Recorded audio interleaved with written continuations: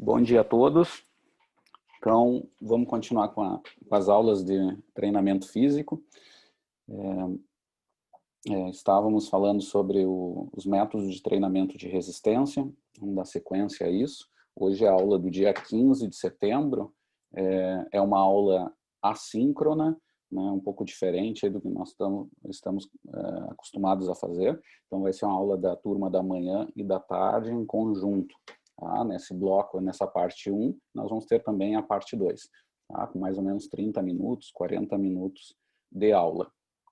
Então, já vou compartilhando tela aqui. Na aula passada, nós estávamos falando sobre os métodos de treinamento de resistência, já dando lá, falamos dos métodos mais comuns, né, os métodos contínuos, extensivos e intensivos, e os métodos intervalados, extensivos e intensivos, né? E lembrando que esses métodos, eles envolvem a grande parte dos métodos de treinamento de resistência, várias possibilidades de treino, e lembrando que essas cargas de treino que nós abordamos são todas incluídas como métodos de treinamentos de resistência geral, tá? Muito comum em adaptações de treinamento que o pessoal costuma chamar de resistência aeróbica, mas aqui nós vamos chamar, um termo mais específico ao treinamento físico, de resistência geral. Geral, que tem a ver com essa quantidade de grupos musculares grandes, né? Grandes grupos musculares que trazem grandes adaptações centrais no sistema cardiorrespiratório, né? Mas que a gente sabe que também há adaptações, obviamente, em sistemas metabólicos anaeróbicos, né?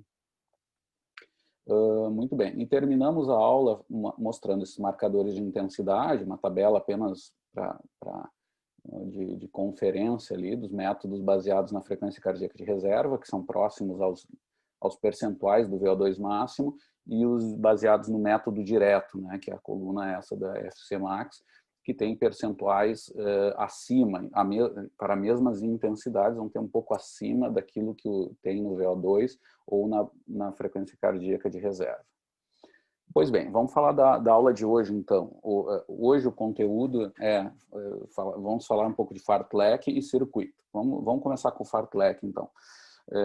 O método de treinamento fartlek é um método criado por suecos, corredores suecos e fisiologistas, que o termo tem um sentido na língua sueca de significado de jogos de velocidade, né? E isso indica um pouco a essência desse treinamento. Ao invés de fazer métodos contínuos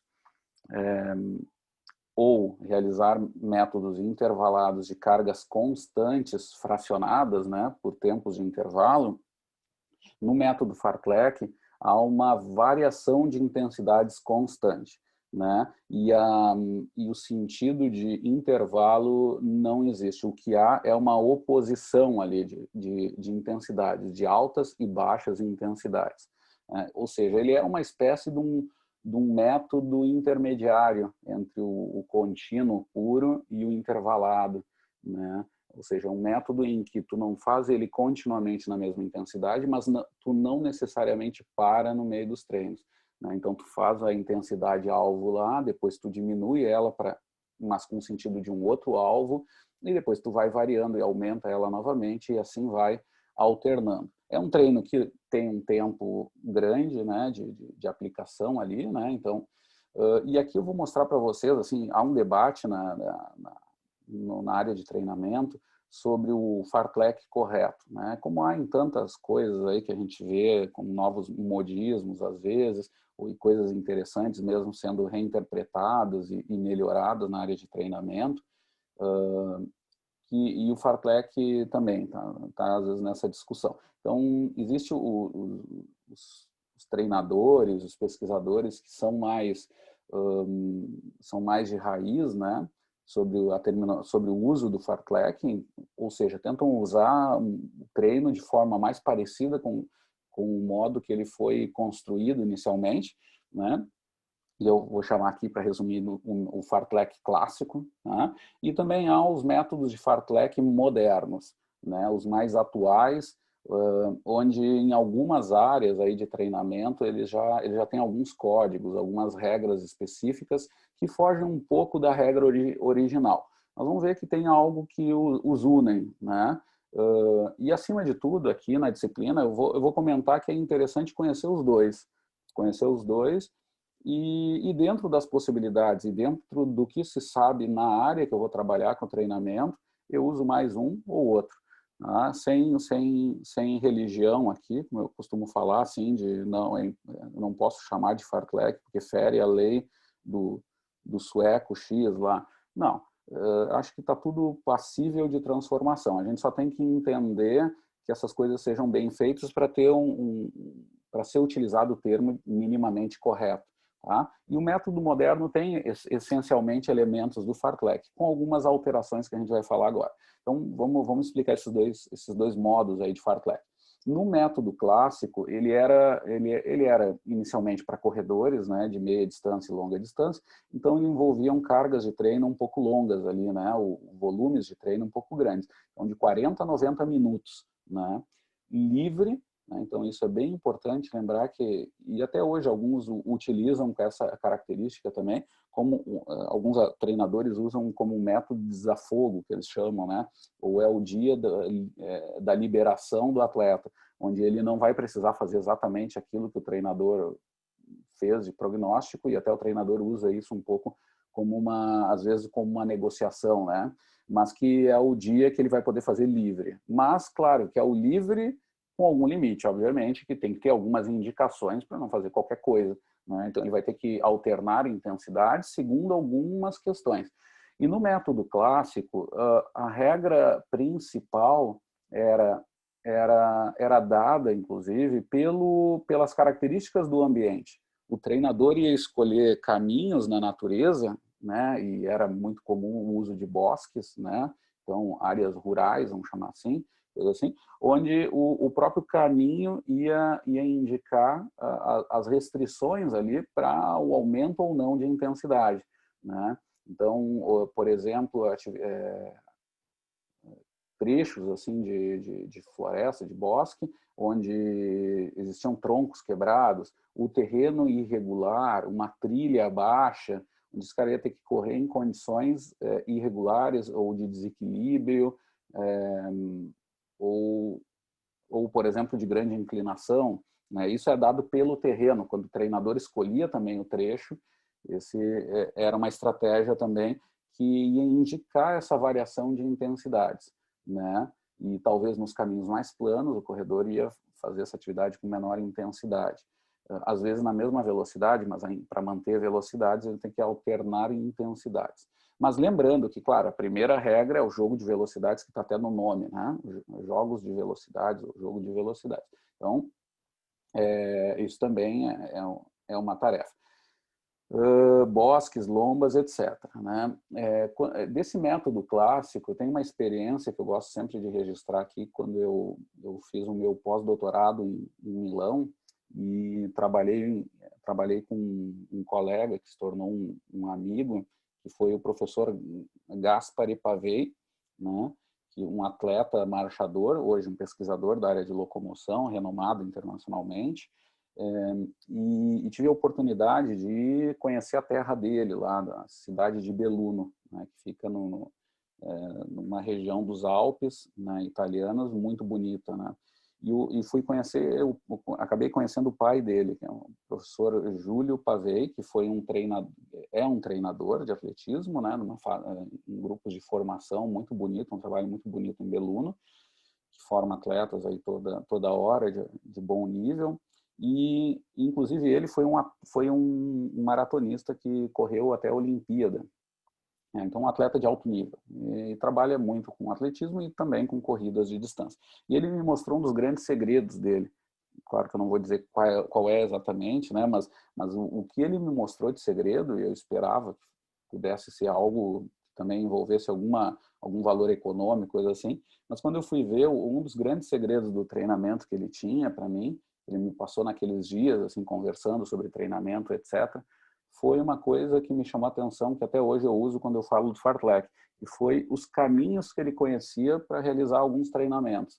Então, nós fomos no interior, lá de Beluna, e fomos para uma região bem rural, e aqui ele me mostrou, vou te mostrar uma coisa que eu costumo não mostrar para ninguém, né? Eu não mostrar aí para as pessoas, para os colegas, que é esse dos meus segredos, que são os caminhos, os locais de alguns locais de treino que ele diz que envolviam maior ou menor variações de carga. Então, ou seja, seriam formas de fartlek ali com um conhecimento da região. Então, isso é um conhecimento que é importante também para o treinador. Quem for trabalhar com grupos de corrida, etc., é muito importante que entenda também disso, né? Às vezes a gente deixa, é muito acadêmico, né? Ah, eu tenho que entender de coisa. Tudo bem, a gente tem que entender mesmo, até inclusive de ciência, etc. Mas a gente tem que entender das coisas também do mundo real do treinamento. E um deles é o local de treino, né? Então, saber onde tem as lombas boas para aquilo que eu quero, quais são os locais que eu posso fazer tipos de treino. E vocês vão ver que quem for trabalhar com triatlo, com corrida, com ciclismo, esse conhecimento tem muito valor, né? É muito importante desenvolver, tá bom? E no fartlek é essencial. Bom, mas a gente tem também o método moderno, né, que eu chamei assim, para simplificar um pouco a coisa, onde tem até esportes coletivos que estão fazendo muito isso, futebol, está inserindo muito lá treinos de fartlek, etc., e que na verdade também não é inserir, porque já existia há muito tempo, né, mas está aparecendo bastante aí, que são os métodos a característica do treino é um pouco menor do que o método clássico, vai envolver até pelas tarefas talvez até do esporte mesmo, que não precisam ser tão longas atividades, né, continuamente sendo realizado. Então, atividades de 20 a 40 minutos, quase que sempre, alternando intensidades altas e baixas e muitas vezes controladas, tendo algum guia, assim, ou seja, nesse trecho tu vai fazer um sprint máximo para tal distância, né, e depois tu vai fazer algumas tarefas ali de saltos, né, com ações do jogo de cabeceio, por exemplo, né, ou mudanças de direção, e depois vai correr mais tantas distâncias num ritmo um pouco menor, de linear, e depois vai alternar novamente com o sprint, e por aí vai. E aí tu tem as distâncias e as intensidades pré-determinadas, né? Essa é a ideia aí do fartlek. Ele não é exatamente como era o clássico, que no clássico tu tinha mais liberdade, né? Era um treino onde o aluno era mais protagonista, assim. Nessa forma aqui, o treinador vai botar muito a mão nisso, né? Mas continua sendo, de certa forma, uma ideia de fartlek. E é importante lembrar, às vezes o aluno me pergunta, professor, mas quando eu faço esse moderno, como eu estou explicando, quando tem as cargas bem controladas, alta, baixa intensidade, eu posso entender, às vezes, a baixa intensidade como uma forma de recuperação, né? E isso, muitas vezes, pode se tornar um treino intervalado, né? Um intervalado intensivo, quando muitas vezes o intervalo é maior, né? Como a gente falou, e pode estar, nesse intervalo maior, pode ter uma atividade de baixa intensidade. Isso é comum, né, no treino intervalado. Então, existe uma área de sombreamento ali entre os dois métodos, né? E aí me pergunta, e aí, professor, é um ou é outro? Eu vou dizer assim, que tem métodos que às vezes, o fartlek, como ele é muito livre, ele pode até se caracterizar às vezes um pouco parecido com o método intervalado. Mas tem algo em essência que o treinador tem que ter claro, né? E isso é mais importante do que alguns acham, que é o objetivo que eu quero com aquele tipo de treino, né? Eu acho que se isso ficar claro na hora da montagem do treino, o treino pode ficar até bem parecido, mas vai ter um nome um pouco diferente, que é essa questão. O que eu quero com aquele intervalo? Para resumir um pouco a questão. Naquele intervalo, eu quero apenas me recuperar, porque o grande objetivo é a parte principal de alta intensidade? Se sim, então é um treino intervalado. Se, na verdade, essa intensidade baixa, ela se assemelha a uma intensidade que eu preciso para o jogo, para a atividade que eu quero, né? Ou seja, aquela parte que eu poderia chamar de recuperação, ela, na verdade, tem um sentido também de adaptação, então esse é um fartlek, né? É uma questão de mais filosófica, mas que é importante. O treinador tem que saber o que ele quer com aquele treino dele. E aí ele responde a questão. Pois bem, então esses são os fartleks, eles têm tempos de duração parecido com o resto que nós vamos ver aí ao longo do semestre, são treinos que têm que ser colocados aí, nesse caso, junto de uma ideia maior de treinamento de resistência. Ele tem uma questão motivacional interessante, né? Por causa dessas variações de intensidade, e ele está muito ligado às atividades intermitentes, né? Aos esportes. Ele é muito interessante para os esportes que vão ser intermitentes e, de certa forma, vão simular. No fartlek, tu vai conseguir simular essas condições, tu vai conseguir fazer treinos até específicos para isso, né? E aqui entra também a importância da fisiologia do exercício intermitente, né? Eu comentei em outras aulas que um autor interessante para entender isso é o professor Jean Bangsbo, tá? E dali saíram vários, Krustro, por exemplo, que tem muito trabalho com futebol, etc. Mas especialmente na liderança desse professor Bangsbo, vocês vão ter ali uma base fisiológica dos tipos de treinos intermitentes, que vão envolver muitos intervalados, mas também treinos que vão se assemelhar a fartlek, e também um entendimento para o jogo, né? Para o conhecimento assim, das necessidades básicas mais aplicadas ao jogo, né? Muito interessante esse casamento da fisiologia muscular e metabólica com a fisiologia do esporte, assim, mais aplicada que esse professor conseguiu fazer. Então, é uma dica ali de seguir os passos desse professor, que ali vai ter muita informação interessante para entender essas adaptações que vão fugir da ideia só do steady state ou daquele extremo intervalado, né? Vai se entender um pouco o que é a realidade, que quase sempre não é esse super intervalado, né? Mas é muitas vezes essa interação. Eu realizar, por exemplo, repetições, né? Que até se torna uma habilidade, né? Ou quase uma espécie de uma capacidade, que eu não diria que é tanto, né? Mas essa habilidade de sprints repetidos, né? Que é bastante importante. Hoje existe teste para isso com esse nome, etc. Tudo isso é o quê? É tentar avaliar, treinar, né? Avaliar, organizar e aplicar um treino que desenvolva essa capacidade de eu realizar muitos tiros, muitas sprints, né?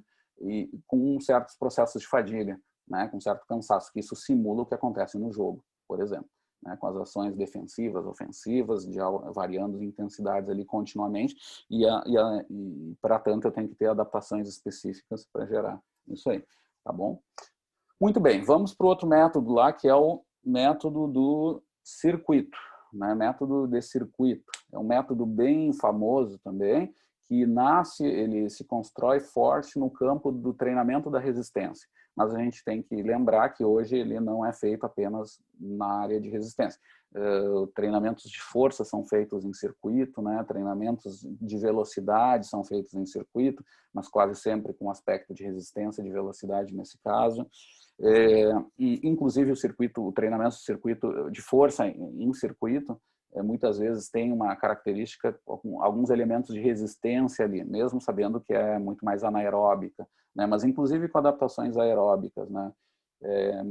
Bom, mas vamos definir primeiro. Então é um método em que tu tens ali de 4 a 12 estações geograficamente distribuídas num espaço, né? Onde esse aluno vai realizar atividades que são de curta duração, são em torno de 30 segundos a 2 minutos em cada base, né? Quase sempre são exercícios, lembrem, quase sempre, né? Exercícios locais, né? Exercícios ginásticos ou de força ou de velocidade, né? Locais, né? Em que tu vai alternando. Então, depois de a repetição seria a base, ali, a estação. Tu faz o exercício que vai durar 30 segundos a 2 minutos, parou, vai para a próxima base. E aí começa novamente a próxima estação. E assim ele vai, né? Essa estação pode ter, esse circuito pode ter 4 estações ou até 12 estações. Isso vai mudar bastante o volume do treino e até as capacidades, as possibilidades de intensidade. Muitas vezes essas decisões vão estar restritas até por espaço, né? Mas de qualquer forma tem essa característica, né? E aí, quando eu encerro a volta, eu vou voltar para o primeiro exercício, eu encerrei o primeiro circuito, fechou o circuito. E isso significa uma série. E aí a ideia também é aquela analogia nossa de séries e repetições, né? Então, as estações são as repetições e o circuito é a série. Tá? Essa é a ideia aí dos treinamentos.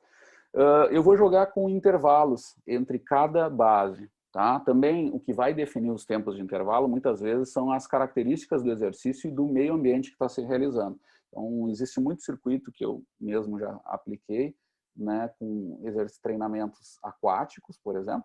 Então, tu vai lá numa piscina rasa lá, né, ou de hidro, e tu faz aqueles exercícios, e aí tu tem que te deslocar para o outro local, e isso leva um certo tempo. Então, o treinador ali, ele tem que ter essa ideia ali desse tempo também, até eu tenho que sair do aparelho, eu tenho que entrar num outro aparelho, digamos. Então, tudo isso leva um certo tempo. O treinador tem que considerar essa questão, tá? Mas, de certa forma, o tempo de intervalo, ela vai estar muito baseado segundo a intensidade de cada circuito. E aí a gente tem que entender o seguinte, quase sempre o circuito ele é feito em intensidades que são próximas da máxima. É quase uma espécie daquilo que eu chamo de all out, né, que a gente já falou em aula. É o máximo que eu posso fazer para aquele tempo de exercício. Então, o que vai controlar muito a intensidade, às vezes, é o próprio tempo daquela estação. E aí vem aquela ideia de volume e intensidade. Então, vamos pensar assim, bom, se eu tenho uma estação, o meu circuito é feito com estações que duram 30 segundos, eu estou dando um limite, né, o tempo menor para cada repetição, para cada estação, 30 segundos, o teu aluno vai conseguir fazer numa intensidade muito grande, bem maior do que ele poderia fazer em 2 minutos, aquele mesmo exercício. Vai depender do tipo de exercício, mas de qualquer jeito tu pode controlar isso. Se vai ter exercícios com pesos, por exemplo, tu vai ter que regular. Se é 30 segundos, tu vai conseguir fazer menos repetições e tu vai poder botar mais peso, né, para estar mais próximo de uma fadiga local ali. Então, 30 segundos vai indicar uma intensidade muito alta. E aí vem a regra. Se eu tenho uma atividade de alta intensidade para aquele exercício, alta intensidade, o meu tempo de intervalo deve ser alto também. Lembrando da relação de tempo de intervalo e intensidade. Né? Uma relação direta. Né? Intensidades muito altas, geralmente intervalos muito altos. Né? Intensidades menores, intervalos menores. Então, ali, eu já vou usar essa regra. Bom, 30 segundos me dão uma intensidade alta, então o tempo de intervalo tem que ser grande. E aí vem uma certa... para facilitar um pouco assim, o gerenciamento, a construção desse circuito, mas vamos pensar também em intervalos que duram de 30 segundos a 2 minutos. Tá? Então, são mais ou menos o mesmo tempo. Então, vamos para os extremos. Se o exercício tem 30 segundos, né, de duração, ou seja, altíssima intensidade, o tempo de intervalo é alto, é 2 minutos. Tá? Então, 30 segundos de exercício para 2 minutos de intervalo. Agora, se eu faço no outro extremo, né, faço 2 minutos de exercício, a intensidade tem que cair mais, ela tem que ter uma característica de resistência maior. Então, o intervalo pode ser menor, pode ser de 30 segundos. E se eu fizer intermediário, o tempo de intervalo é intermediário. Se eu faço em torno de 1 minuto e pouco, o tempo da repetição ali da estação, o tempo de intervalo também vai ser de 1 minuto, mais ou menos.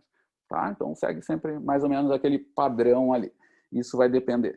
E aí, nessa jogada, eu posso alternar, né, exercícios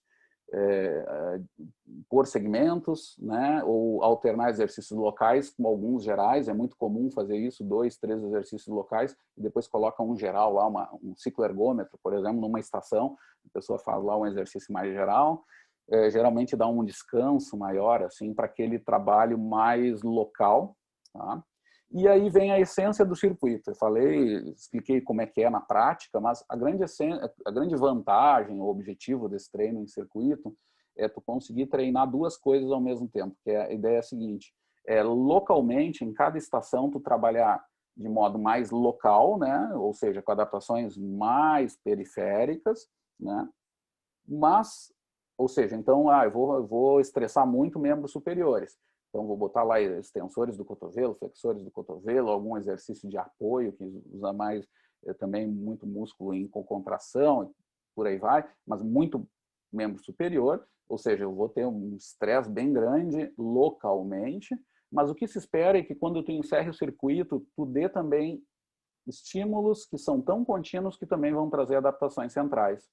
Então, por estações, eu vou ter adaptações locais, mas também vou ter um ganho de resistência geral por causa dessa variação aí de bases, que vão ter variações de exercício, mesmo que eu faça com mais focada para algum grupo muscular ou região corporal, mesmo assim eu vou ter um estímulo central sempre sendo dado aí com uma boa adaptação, ou seja, tem uma certa transferência ali para algo geral também. Então tem adaptações locais e gerais no treino em circuito. Essa é a grande vantagem. Tá? E aí eu trago um exemplo que eu sempre trago todo semestre, eu gosto de falar, que é lembrar um pouco dos colegas, dos amigos assim de larga data, que é do mestrado do professor Michel Brentano, onde ele estudou. Eu dou esse exemplo e ao longo dos anos, eu não sei se eu estou errando alguma coisa, porque a nossa memória vai nos dando, fazendo pegadinha, né? Mas o estudo dele em geral era assim, era em idosos, né? Era em idosos onde ele aplicava um treino de força tradicional, né? Aquele exercício por séries em cada aparelho, então terminava as 2, 3 séries mais ou menos de treinamento de força, saía desse aparelho e ia para outro, o treino tradicional. E num outro grupo, né, que era o grupo que também alguns chamam de experimental, mas a ideia era fazer esse mesmo treino com essas cargas, só que alternando as séries entre aparelhos. Né? Então é uma estratégia que a gente consegue fazer quando a sala de musculação está mais vazia. É mais fácil, se não tem alguém sentado, tu não consegue. Então tu vai alternando lá o leg press com voador, pode alternar membros superiores e inferiores, tu pode alternar grupos musculares antagonistas, que já tem um pré-aquecimento ali, mas tem processos um pouquinho de fadiga, né? Bom, tudo isso que vocês vão ver em detalhes mais na disciplina mais à frente com o Ronei, mas o que é legal de ver daquele estudo, o interessante foi que, bom, primeiro mostrou assim adaptações na terceira idade que foram super interessantes, que hoje já se sabe bem, mas naquela época não se entendia tanto, e surgiu dali uma produção bem inovadora. Assim, na época, até na ESEF, a gente não produzia tanto em nível internacional, e é um artigo que saiu na European Journal of Applied Physiology. Então, um trabalho de altíssimo nível. Mas a vantagem desse treino é que, além das adaptações interessantes no grupo de idosas, teve uma vantagem a mais, teve ali um efeito positivo, né? Que de uma espécie da ideia de um treino combinado, mas ele não era treino de força em circuito. O grupo em circuito teve adaptações também de resistência geral, adaptações na aptidão cardiorrespiratória. E o treino tradicional não, o treino tradicional teve ganho só de força lá e tal, talvez em alguma coisa um pouco melhor do que o circuito, mas o de circuito conseguiu melhorar a força e também conseguiu melhorar aspectos de resistência geral. Tá? Então mostrou também essa vantagem aí que é o circuito, né, de tu ter adaptações mais locais e mais centrais. Tá? Muito bem. Pessoal, então nessa primeira parte da disciplina eu já paro para o compartilhamento e fazemos o break aí, e daqui a alguns minutos, bom, nós começamos aí a parte 2